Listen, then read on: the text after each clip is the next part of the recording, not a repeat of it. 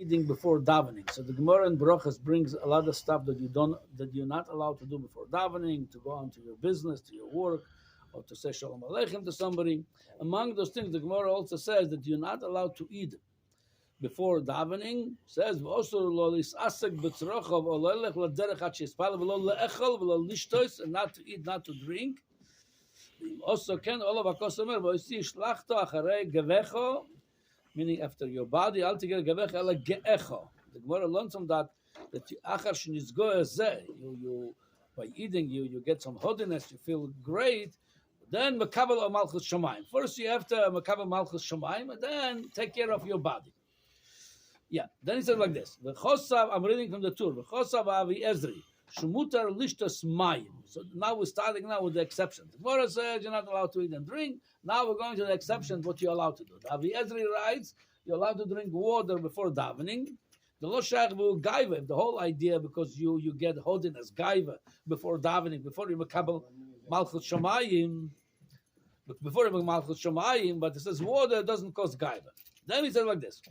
The Avi Ezri adds, "V'davka b'choil, aval b'Shabbos v'Yom Tov, because of the osur, for a different reason. Mishum kiddush, he didn't do kiddush yet. According to Avi Ezri, Shabbos v'Yom Tov, you cannot have anything before davening because he didn't do kiddush. V'adoini ovi harosh zal, o yoshoy samayim b'Shabbos b'boiker, the rosh would drink the water because he says, "Kedem atfil she'ena kiddush osur, kevan shadan lo yigeh zmanoi." Not man kiddush yet. Before davening, you can make suda, you can make kiddush anyway. So the mele. You could drink your water. Now, so it's like this. The Beis Yosef, he brings first of all he brings like this.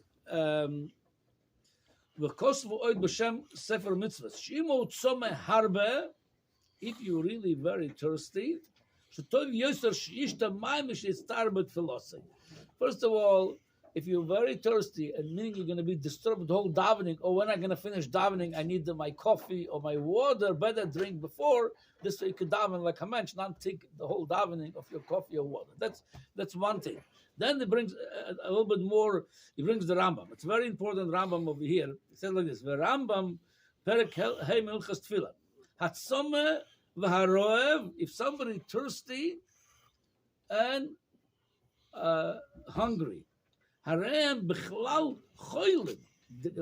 This Indian of davening, you consider to be sick. Again, there's different level of sickness. For Gaba davening, if you by the davening you're very thirsty, you're very hungry, you're like sick. If you're able to daven without being disturbed with the fact you're hungry and thirsty, then daven. And if you can't, let me again during davening, you're going to think, I need to have something to eat, I need to drink. Al yispalel at sheyechal v'yishte. According to the Rambam, you're not allowed to daven until you're going to eat and drink, because again, you cannot during davening be disturbed and think of your food. Rather, take the food out of the way and daven like a mensch.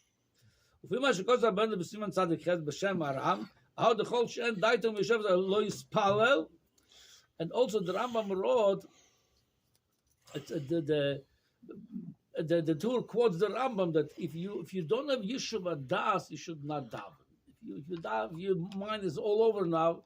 So then he brings like this. Since today he says, Onu nizorim atar b'chol zeh. Since we're not. Rambam writes, if you were traveling, 3 days don't daven, because if you were traveling a lot and your mind is not Yeshuv, come down, then down. Since we're not davening today like they used to daven with such a meditation, kavana, so he says you could daven even after traveling. Same thing over here, he says, Memele, he says, now also you can't say I'm going to eat before, not to daven the kavana, because we're not davening big kavana, so don't eat before, he says. He says, so the Beis Yosef concludes, so the psak of the Rav, that you're not allowed to daven before eating, it doesn't apply to them because we're not davening big kavana. So if you're a little bit hungry, you eat and drink after davening. Then, but the Beis Yosef concludes like this: Umiu imrotzu hatzoma v'haroim lismach al divrei harambam zal harashus b'yodam. Meaning, it's not anymore as strong as the Rambam wrote. You're not allowed to daven if you're hungry and thirsty. You have to, because the davening is b'kavana. Since we're not b'kavan anyway, So you should eat and daven. You should eat and drink after davening. But he says, if you want to rely on this Rambam that I want to drink and eat before because I want to daven more b'kavona, then you're allowed to. And that's exactly how we pass in the Shulchan Aruch. It says, Shulchan Aruch is like this. Hatzome v'haroev, harem b'chlal ha'choylim, im yesh b'choyles l'chaven da'ito yispalel. V'im lav, and if you really hungry and thirsty, you cannot have kavona by davening, im rotza, al yispal at sheyechal v'yishteh. He writes, that's like the Rambam says, you're not allowed to dance. If you want to, you could eat and drink before. So it comes out like this. So according to the Rambam, anybody that hungry and thirsty, now, to which level you hungry and thirsty, to which level it disturbs your davening? If it's not, I don't have a daven. So it comes out like this, that obviously it's not a universal fit for everybody. Eat or don't eat before, drink or don't. Depends. If you get up early in the morning, you daven 25 minutes your shachar, so wait, you drink afterwards. If you talk doing achonas davening and you're davening like a man, you take time down, and then it's obviously might disturb you. Then you can have a coffee before and even a piece of cake because if it bothers you, then rather talking during davening about your coffee and a piece of cake or breakfast, eat something and then daven. Rabbi, it says in the Art Scroll Siddur, yeah. And if you're before davening, you're not supposed to eat, but if you want something like a coffee or a tea, yeah, it's somewhat admissible. Okay, now it's like this. The Elia Rabbah brings that even though the Mechaber paskent semi like the Rambam, meaning in the middle way, so it doesn't mean like that you're not allowed to daven if you're hungry and thirsty. He says you want to daven without eating, or you could eat before davening. It's up to you. He leaves it up to your discretion. The Elia Rabbah bring bunch of many poskim, Mata Moshe, Lechem Chamudos, Imashma the Afla Didon Osurli Spalal Bla Achila V'Shia, V'chen Piske Toisfos. So he brings three poskim, Mata Moshe, Lechem Chamudos, Piske Toisfos. To them, you are going back to the original Psak Rambam, not like the Shulchan Aruch says, we're not mechaven so much, you only can do it, you don't know. You're not allowed to daven, meaning you can't come to daven and thinking of, I need to drink a coffee. You have to take the coffee out of the way. Then he says, go daven. And he says like this, even you need to do not just a little coffee, something you need to really want to have something to not be hungry, maybe a good piece of mazoin that says you're allowed to do it. He says in a doubt. So Memele,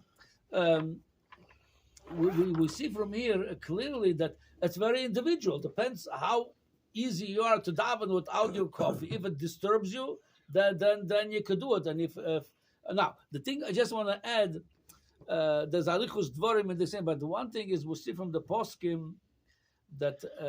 If you want to do that, if you want to go either rely on the Shulchan Aruch that you could do whatever you want, or according to the point that you have to eat and drink before davening if it disturbs your davening, so it's recommended, the Mishnah Berurah says, to say Shema Yisrael, at least the first parsha. And the Ashla HaKodesh says, not this inyan. The Ashla HaKodesh talks about if before Alois HaShachar, he talks about that. He says that Isur not eating doesn't apply. If it's early in the morning, for Alois, you could eat. But he says, even then he says the brachas. Because they say at least that's a miniature davening. Saying brachas, you mekabel malchus Shema Yisrael. At least you were mekabel. So that's, anyway, according to Arizal, it's recommended right away when you get up to say brachas and Shema Yisrael, the full Shema till Emes. For a different reason. Over there he says that Ruach HaTumo, that would get rid of it with the Negel Wasser, washing the hands, says it does not remove completely from the Ramach Evorim, from the whole body, unless we say Ramach Tevos of Kriyat Shema.